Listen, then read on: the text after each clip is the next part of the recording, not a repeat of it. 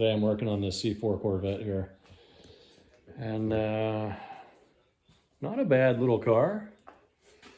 Surprisingly, there's no rust or anything in it for being an 89. Actually, that's not surprising. You know, every one of these I've worked on has been very clean. You know, I don't know why there's no rust on them, because I couldn't find a C3 frame to save my life. But these things, because people give them away practically, no rust. I don't know. Had a spun rod bearing. Just rebuilt the motor. Short block, at least at this point. But I think it's going to be easier to put it in without the heads on it. And then I'll put the heads on when it's in the car. So we got the heads here all resurfaced. New springs and all the works. And so tonight, trying to at least get the short block put in, get the motor mounts bolted up. And hopefully in a couple days be able to start this thing up.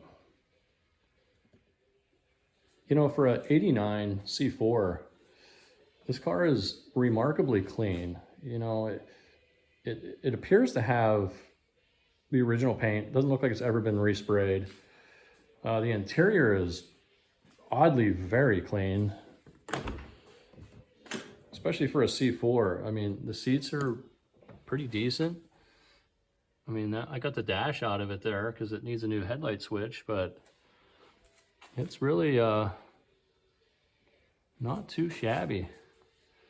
Even the weather stripping's in good shape. I mean, it's not all dried out, like it's still rubbery. You know, it's got a couple little cracks there, but not too bad. Door panel's good and solid. It's not all loose. It's, I'm actually impressed. I mean, I stole this car. I mean, it was so cheap. It's got the old acrylic top on it. Looks like it's got some little bit of stress, not cracks, but you know, you can kind of see where it's stressed a little bit.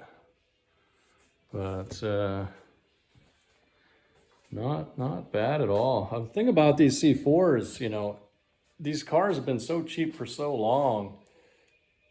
You know, every low buck hot rodder has gotten a hold of them and just destroyed them. You know, the last 20 years, these cars have been $2,000, $3,000, $4,000. You know, $5,000 or $6,000 for really nice one. Really nice ones are maybe up to, you know, I don't know, $10,000 now. But even still, you know, to get something that's all in one piece and hasn't been painted with lime green, you know, or doesn't have a hole cut in the hood. Some of my friends who might see this, I'm picking on you right now, but yeah, I don't know that I'll hang on to it forever, but I mean, I don't know, maybe fix it up, pass on to the next guy, or maybe I will do something with it. I don't know. Leave a comment. Tell me what I should do with this thing. I almost hate to do anything with it outside of the norm, because everything on it is original. I mean, it even had the original radiator hoses, for Christ's sake. I mean, look at these. These hoses are dated 1989. I mean, actually 88. 10 of 88. I mean, who doesn't change radiator hoses after 30 some years? Where the heck? There we go. 1988. I mean, this thing even still has the original oil cooler. Everybody took the oil coolers off these things. Nope, this one still has it. So, I don't know. Maybe I just leave it alone. I guess we'll see. But at least for now, get this motor put in. Maybe I'll change it someday down the road. Who knows? Maybe I'll put a manual transmission in it, because it is an automatic. It's kind of a bummer, but kind of show you what I did on the motor here. So, left the original pistons, because there literally was no wear on this engine. It was probably the cleanest engine I've ever taken apart. And I've taken apart enough 350 small block Chevy engines to sink a ship. And this is probably the cleanest one. I mean, this valley, I didn't even clean this out, right? Like it was just this clean to begin with. Put some new lifters in, and whole bottom end's mostly new. Left the pistons alone because there's basically no ridge on this motor at all. I mean, there's not even a ridge in here. It's so clean. This bore actually measures just a hair under 4 inches. It's crazy, but you know, and 4 inches is stock bore, so it has like no wear on it. Really, really, really strange. I mean, even the pistons were a hair tight going in. Absolutely strange. And they are, you know, they've never been overboard. New lifters, new rings, new timing chain, new crankshaft, obviously, rods resized, all that kind of stuff. And just assembled this a couple hours ago. So now let's go ahead and get it put in the car. So before I get too deep into this, I got to show you the crankshaft I pulled out of this thing because it is just absolutely wrecked. I don't know that I've seen one spun quite this bad. So look at that guy. You know, you can see a regular journal would be nice and smooth all the way across. So you got 2 rods here, 1 rod on this side, 1 rod on that side. And you can see here, this is the rod that spun. I mean, look how much metal is just eaten away. You know, I mean, that's just crazy. As far as the engine goes, though, and this thing has 82,000 miles on it. Somebody really, really took care of this thing. At least until the moment where they didn't, you know. But yeah, so I got to get that put into there. So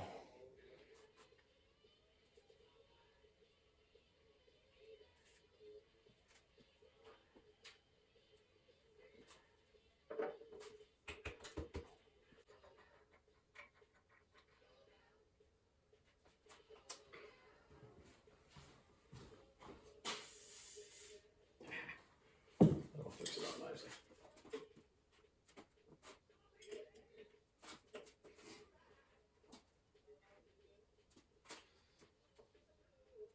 Oh, she doesn't turn. That's where this comes in handy. Bolt this on here. Oh, actually.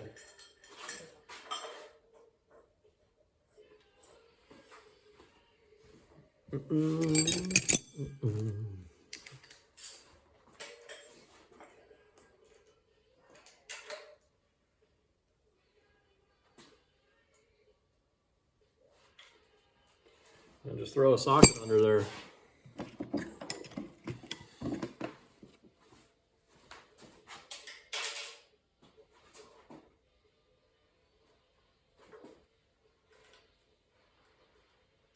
There we go.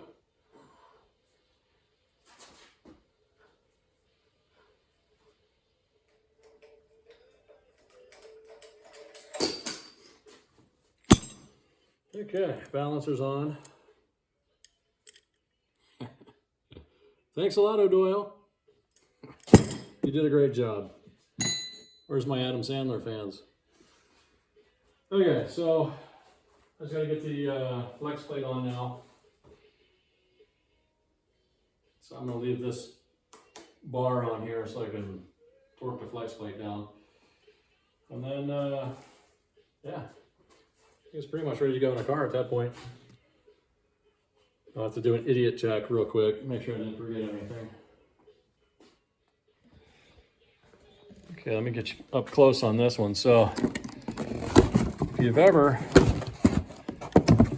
put one of these engines together, or any 350, and you have this gasket, it comes in your kit, and you go, what the heck is that gasket for?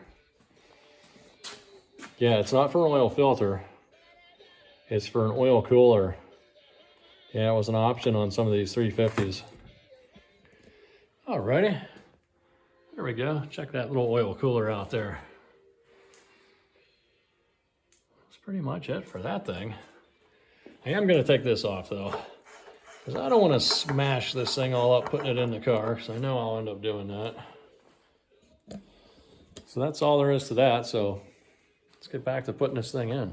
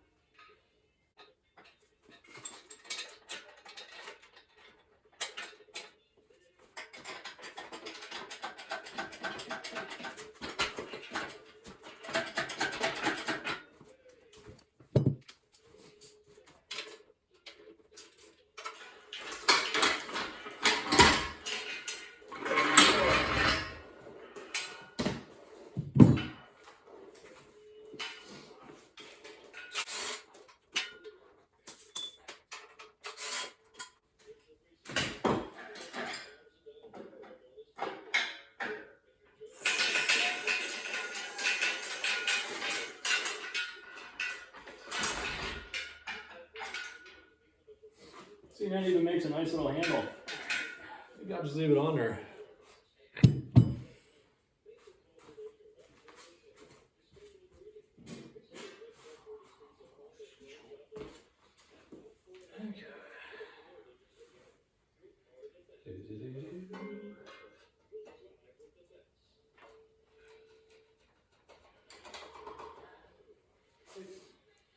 Little red Loctite. Hey, that's blue. I want the red.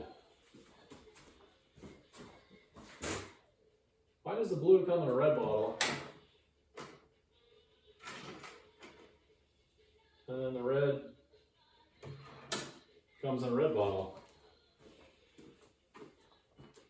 They could color code it, but that would just make too much sense.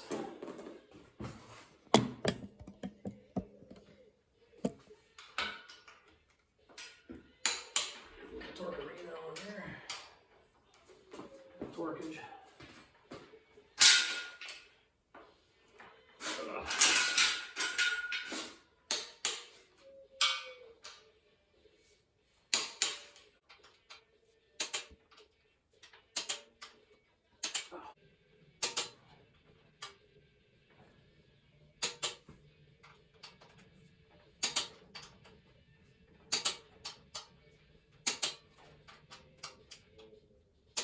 All right. I think it's ready to go in. Do an idiot check, make sure everything's ready to go. Should move the chain over a little bit. I could just let it down.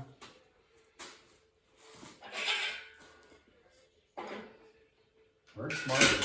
Whoa. Not harder.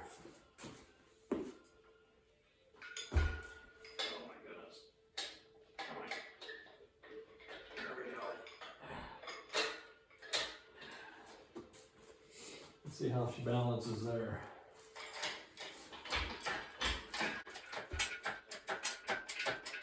Still look perfect.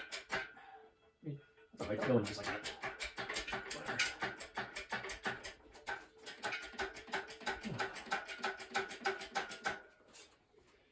Okay, let's look around this thing. Got everything all buttoned up. We got a new timing chain in here, new crankshaft, new rods. Not new rods, sorry. We resized the rods, but we got new bearings, new piston rings, got new lifters, got the flywheels on there, flex plate, I'm sorry. That's, we got 5.7 liter. Yeah, this engine was so clean, it was just crazy to me that it even spun a rod bearing. It's good to get this far. I think she's ready to go in though. Let's plop it in there. I should probably move the car into position first. Let's get that out of the way first. And then I'll deal with this engine crane. I really wish I had my old crane.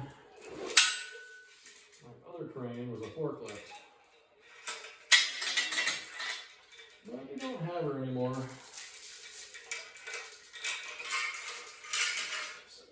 That'll be fine. Nobody's gonna know. That'll be okay. Nobody's gonna know I did that. Let's get this out of the way here.